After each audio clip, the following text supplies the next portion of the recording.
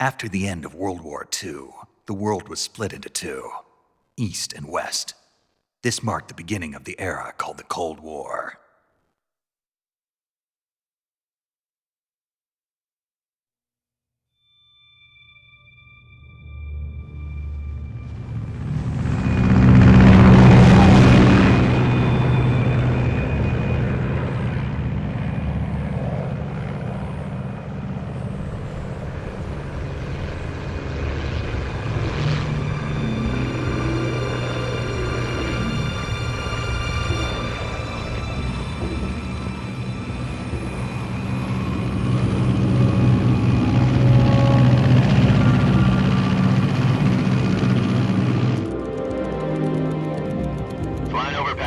Altitude 30,000 feet.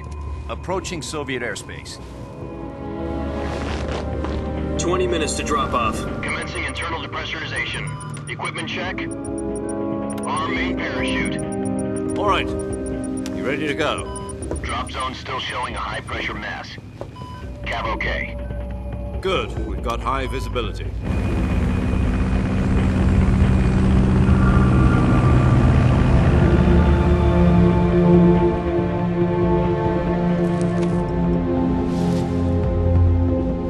Put out that cigar. Connecting oxygen hose to interior connector. Put on your mask.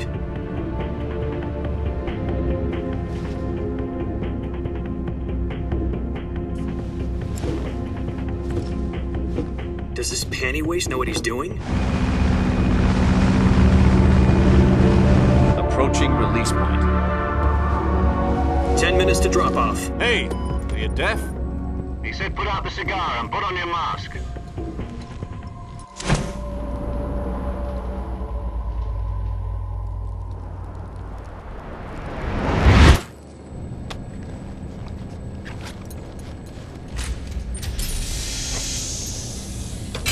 Depressurization complete. Checking oxygen supply. 6 minutes to drop off. Opening rear hatch.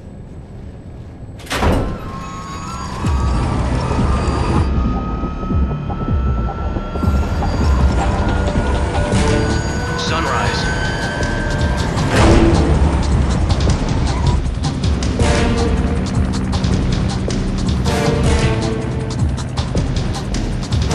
External temperature minus 46 degrees Celsius.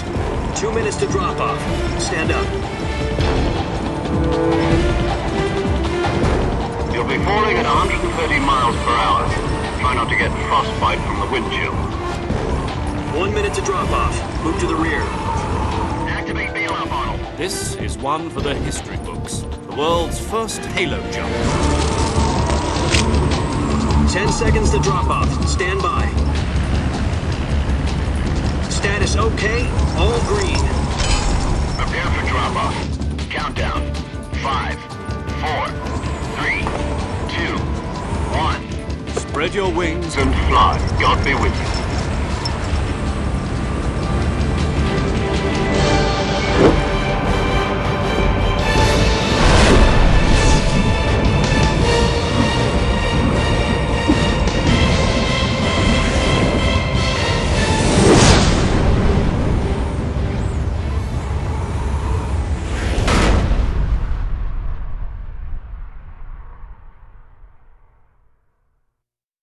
Jack, I've got some important news. The head of the CIA has finally given us the green light for the Virtuous Mission. Virtual Mission? No, the Virtuous Mission. The future of our Fox unit depends on it. If it succeeds, we'll be officially organized into a unit. Virtuous Mission? Sounds like some kind of initiation ritual. You know, don't get cocky. This isn't a training op. Right.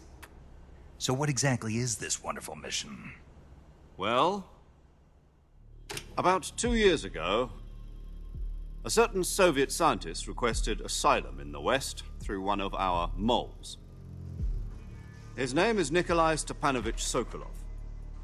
He's head of the OKB-754 Design Bureau, one of the Soviets' top-secret weapon research facilities, and the East's foremost expert on weapons development. Sokolov? Isn't he that famous rocket scientist? The very same. On April the 12th, 1961, the Soviets achieved the first manned spaceflight in history. The Earth was blue, but there was no God. Well spoken. The rocket that carried Yuri Gagarin into orbit was the A-1, known as the Vostok rocket. Sokolov is said to be the man most responsible for the multi-engine cluster used in that rocket. After Gagarin's flight, Sokolov left rocket development to become the head of the newly established Design Bureau. From a lowly technician to head of a design bureau, that's quite a success story, so why'd he want to defect? It seems he'd become afraid of his own creations. Afraid? Call it a crisis of conscience. And for that, he left his country and his family behind and went over the fence? Not exactly. One of his conditions was that his family was also to be taken safely to the west. We used a mole to get the family out first and succeeded in sneaking Sokolov over the Berlin Wall shortly afterwards. I was the one who conducted the operation. The security on the eastern side was still full of holes back then. Then what? We got Sokolov over in one piece, but the whole ordeal had left him exhausted, and we checked him into a hospital in West Berlin. It took him 2 weeks and more than 600 miles to get from the research facility in the Soviet Union to Berlin. He was in no condition to say anything coherent. And it was only a week later that we had something much bigger on our hands. The Cuban Missile Crisis. October the 16th, 1962, President Kennedy received word that the Soviets were in the process of deploying intermediate-range ballistic missiles in Cuba. The President demanded that the Soviets dismantle and remove the missiles. At the same time, he announced a naval blockade to prevent further missile shipments from reaching Cuba. But the Soviets didn't back down, instead placing their armed forces on secondary alert. Soviet transport ships carrying missiles continued on course towards Cuba. US and Soviet forces went on alert for an all-out nuclear war.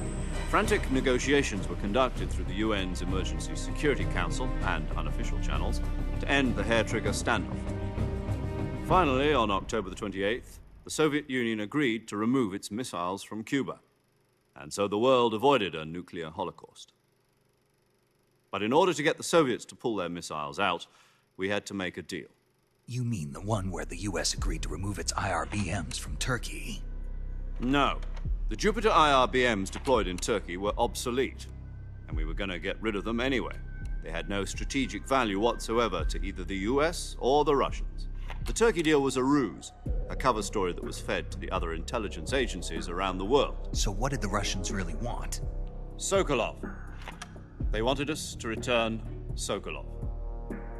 You mean the Soviets pulled out of Cuba just to get their hands on Sokolov? That's right. What the hell was he working on? At the time, we had no idea. We were running out of time. It was either give up Sokolov or risk full-scale nuclear war. In the end, we had no choice.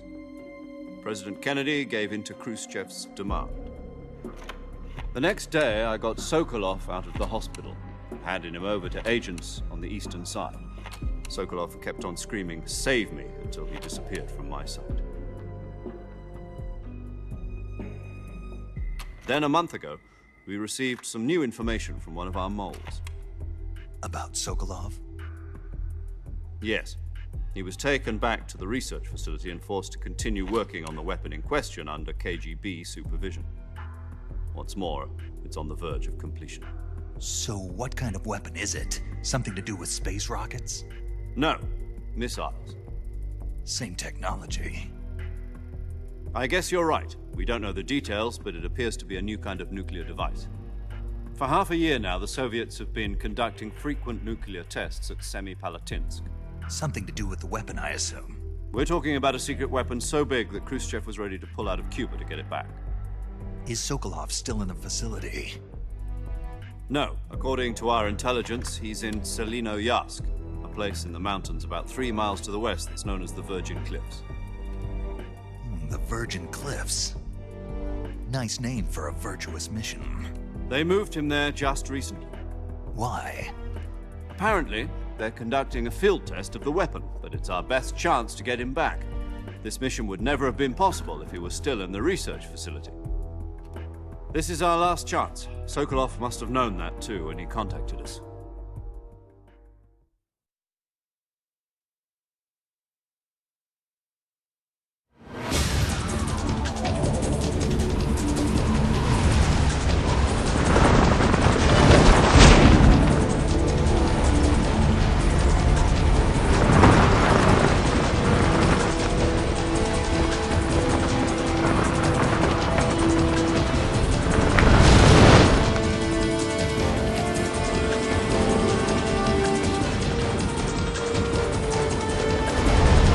Listen up, Jack. Your mission is to infiltrate Selino Yask in the Soviet mountains, ensure the safety of Sokolov, and bring him back to the West.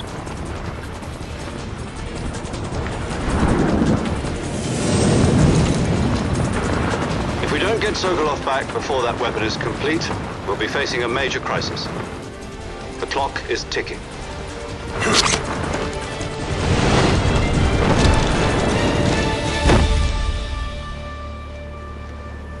Once we've confirmed the rescue of Sokolov, stand by at the recovery point. A recovery balloon will be dropped at that point. Helium will be pumped into the balloon to inflate it. The process takes about 20 minutes. Once it's complete, the gunship's arm will latch onto the balloon and pull it up. The Fulton surface-to-air recovery system. I'm familiar with the theory. Take it easy. It's been combat-proven.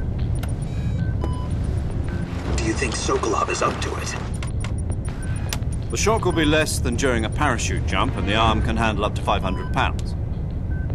So you're planning on going over the border in a single combat talent? She's equipped with two 6-barrel 20mm Vulcan cannons, as well as two 40mm machine guns. Sounds like she could hold her own against a battalion of tanks. Even with the fuel in the reserve tank, we're facing a 4-hour time limit. If all goes well, it shouldn't take more than a few hours. Home in time for dinner. But if anything goes wrong, You'll be eating dinner, breakfast, and all the rest of your meals in the jungle.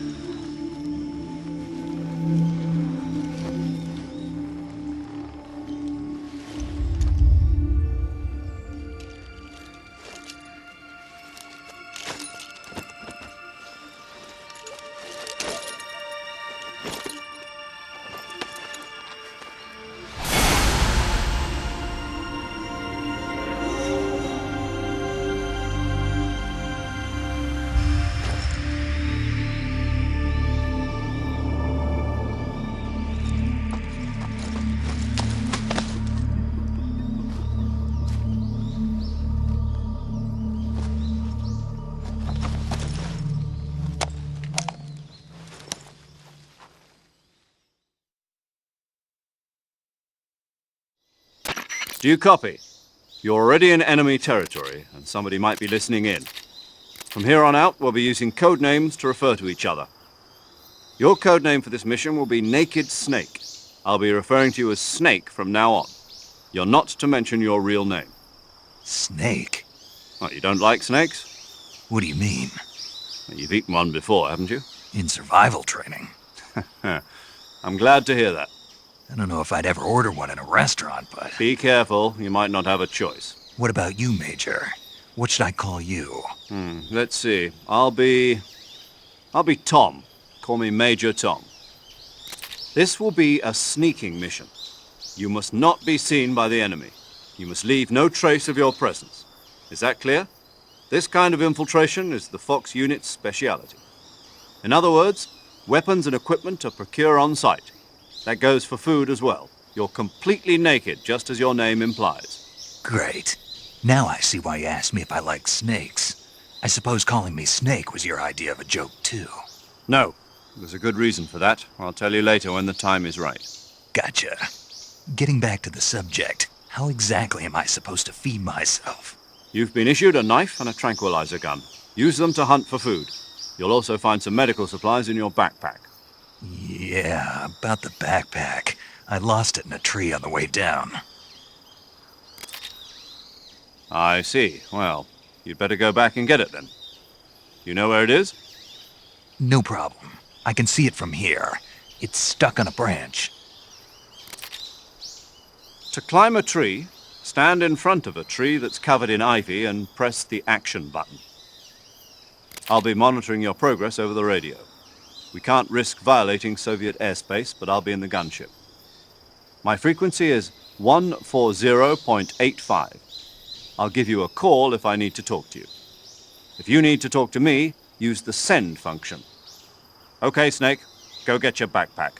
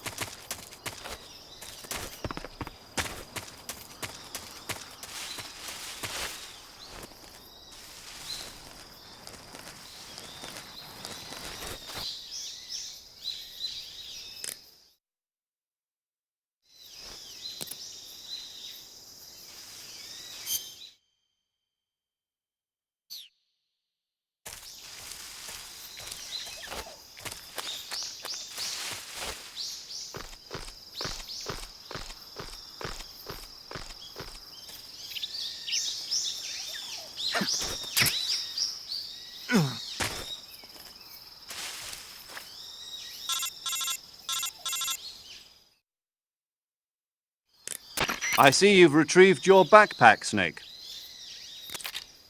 To equip a weapon, it's necessary to take it out of your backpack.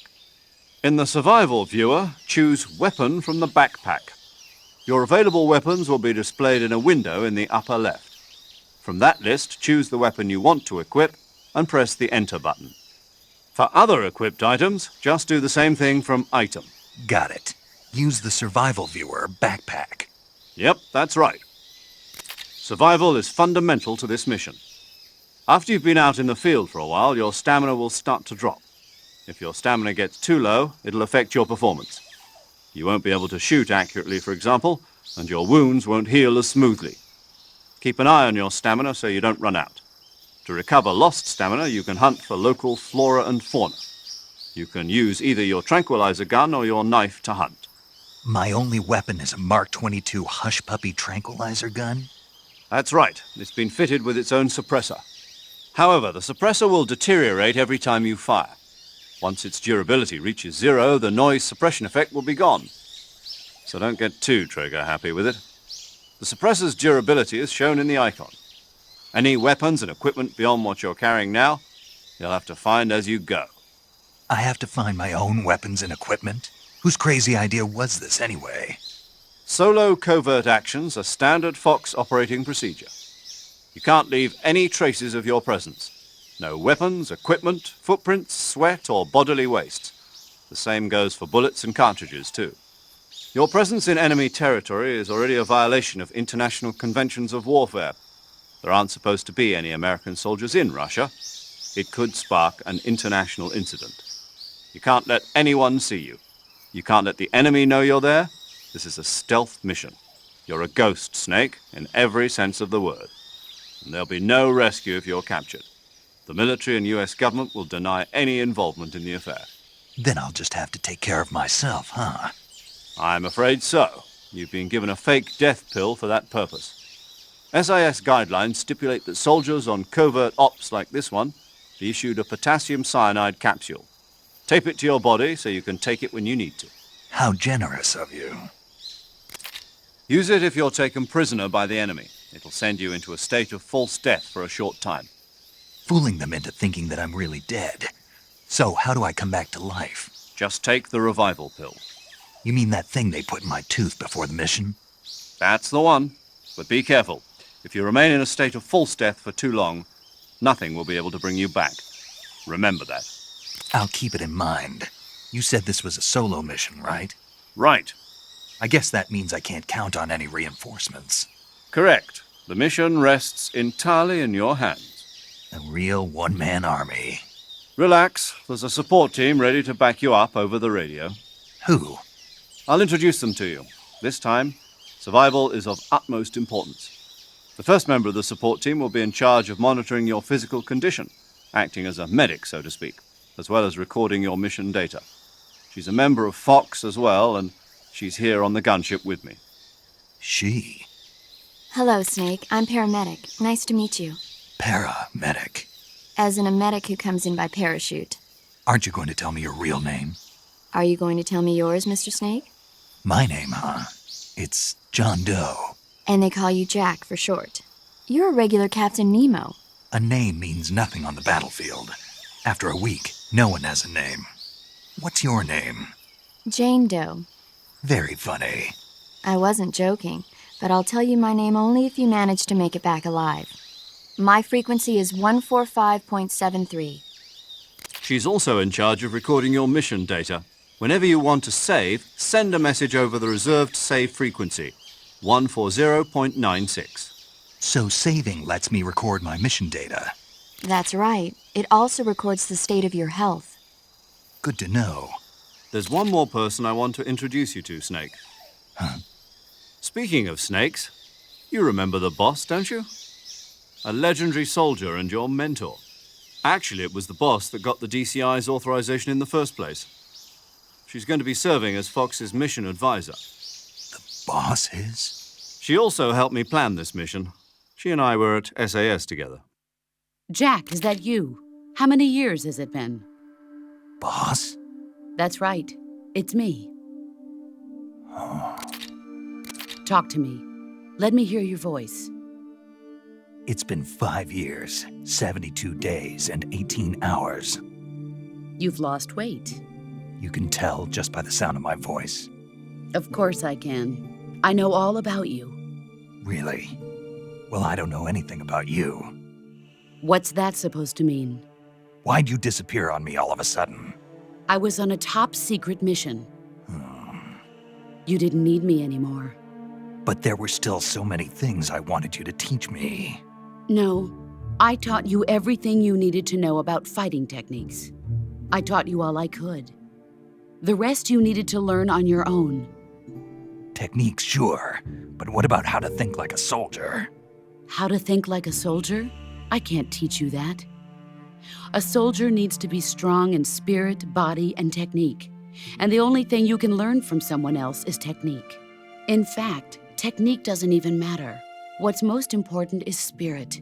Spirit and body are like two sides of a single coin. They're the same thing. I can't teach you how to think. You'll just have to figure it out for yourself. Listen to me, Jack. Just because soldiers are on the same side right now doesn't mean they always will be. Having personal feelings about your comrades is one of the worst sins you can commit. Politics determine who you face on the battlefield. And politics are a living thing.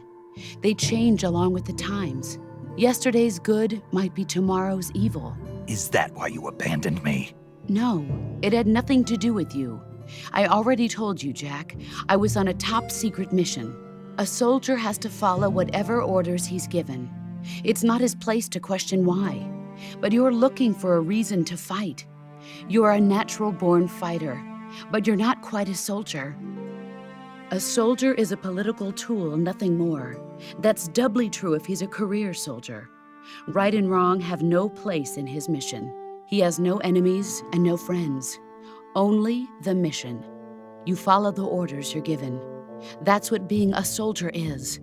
I do whatever I have to get the job done. I don't think about politics. That's not the same thing. Sooner or later, your conscience is going to bother you. In the end, you have to choose whether you're going to live as a soldier or just another man with a gun. There's a saying in the Orient, loyalty to the end. Do you know what it means? Being patriotic? It means devoting yourself to your country. I follow the president and the top brass. I'm ready to die for them if necessary. The president and the top brass won't be there forever. Once their terms are up, others will take their place. I follow the will of the leader, no matter who's in charge. People aren't the ones who dictate the missions. Then who does? The times. People's values change over time, and so do the leaders of a country. So there's no such thing as an enemy in absolute terms. The enemies we fight are only enemies in relative terms, constantly changing with the times. As long as we have loyalty to the end, there's no point in believing in anything, even in those we love. And that's the way a soldier's supposed to think? The only thing we can believe in with absolute certainty is the mission, Jack. All right, but do me a favor. What is it? Call me Snake. Snake. Oh, right. Your codename is Snake. It suits you well. That's right. The legendary unit that the boss put together during World War II was a snake. The Cobra unit, a group of heroes that brought the war to an end and saved the world. As long as you've got a legendary hero backing you up, you'll be fine. Isn't that right, Snake? Yeah, I can't think of anyone else I'd rather have with me. Oh, and one more thing, boss. Yes? It's good to hear your voice again. Same here. After all, who knows if either of us will make it out alive? Snake, you are always best at urban warfare and infiltrating buildings. But this is the jungle. Survival is going to be key. Those CQC techniques I taught you are sure to come in handy. CQC? Close quarters combat, huh? I've been in the Green Berets for the past few years. I'm probably pretty rusty. Not to worry. I'll be here to help you remember. After all, this is your first actual survival mission. I'll be supporting you over the radio. Where are you, boss? Next to the Major? The boss is communicating with us by radio from aboard a Permit-class submarine in the Arctic Ocean. My frequency is 141.80. Call me if you need my advice on battle techniques. Gotcha. Your mission is to retrieve Dr. Sokolov. Dr. Sokolov is being held in an abandoned factory located to the north of your current position. Avoid heavy combat and don't let anyone see you. Don't forget that this is a stealth mission.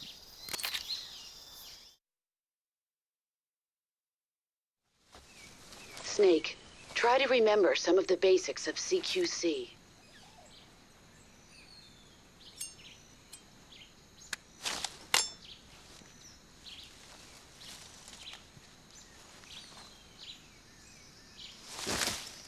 Commencing Virtuous Mission now.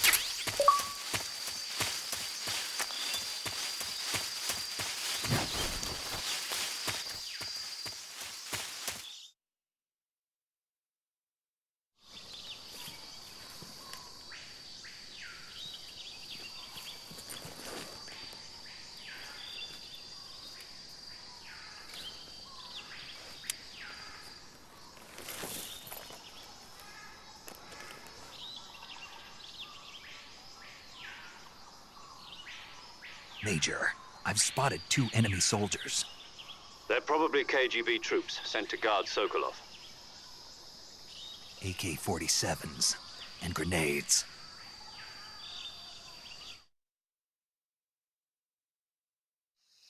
Snake, your presence in Soviet territory is already a violation of international law.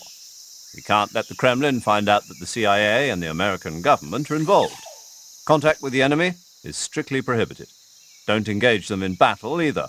This is a stealth mission. Got that? The Major is right. The point of this mission is to sneak through the jungle without being seen. The success of the mission depends on how well you use your camouflage. Change your camouflage by selecting Camouflage from the Survival Viewer. The Uniform option lets you pick your uniform, while the Face option lets you change your face paint. Choosing camouflage that blends in with your surroundings will help you conceal yourself more effectively. Also, don't forget that anything that moves will stand out in the jungle. If you just stand up and run around like an idiot, you're bound to be spotted. But if you crawl instead, you should be able to sneak by without being noticed. You can see how effective your camouflage is by looking at the Camo Index. The Camo Index shows how well your current camouflage blends in with the surrounding area. The higher the value, the harder you are to spot, and vice versa. The key is to make yourself one with nature. Keep that in mind as you go along, okay?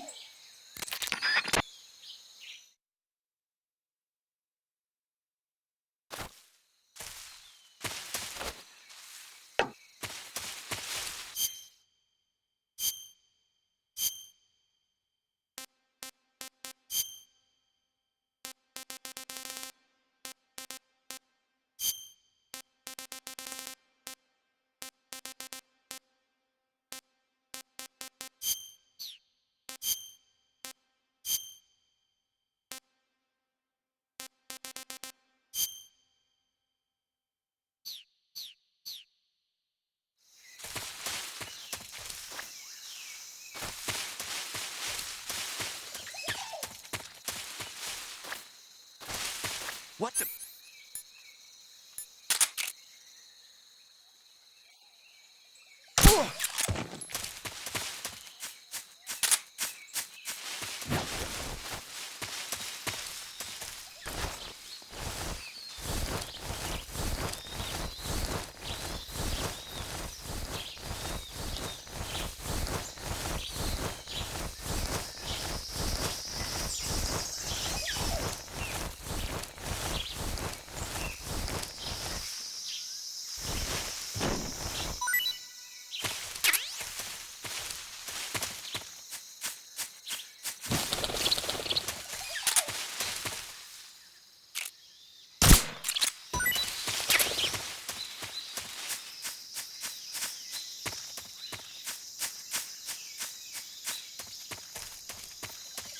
Something there.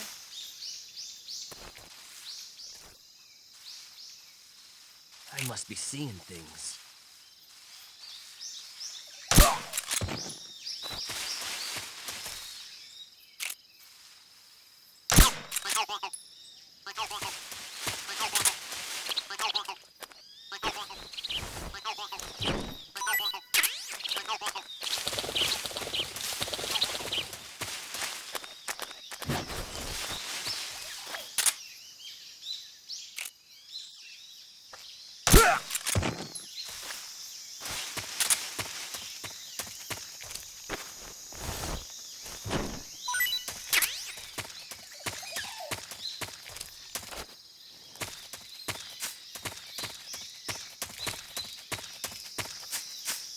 Who's that? Radio?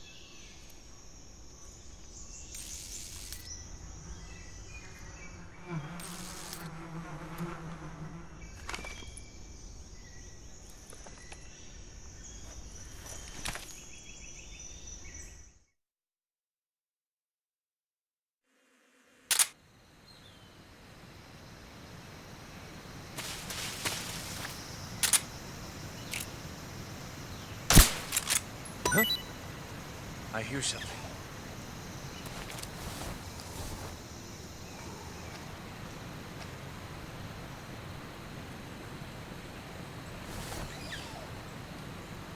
There's nothing here.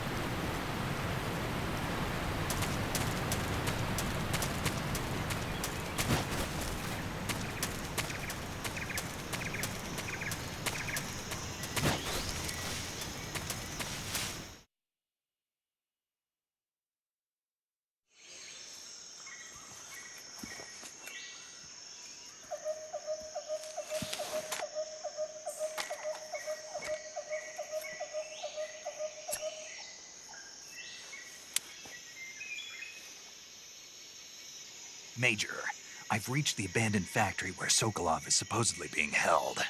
This place is a dump.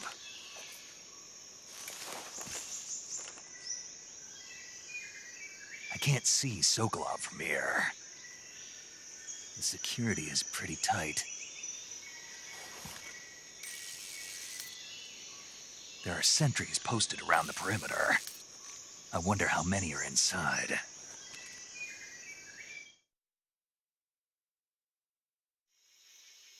Your objective, Sokolov, is inside the factory. They should be holding him in a room in the northeast section. Northeast section.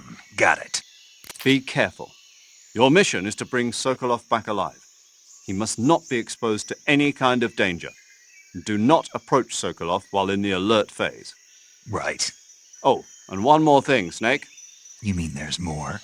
No, it's just that when you get to Sokolov, I want you to tell him something from me. And that is? Sorry for being so late. Is that all? Yes. Understood. Beginning my approach to the target.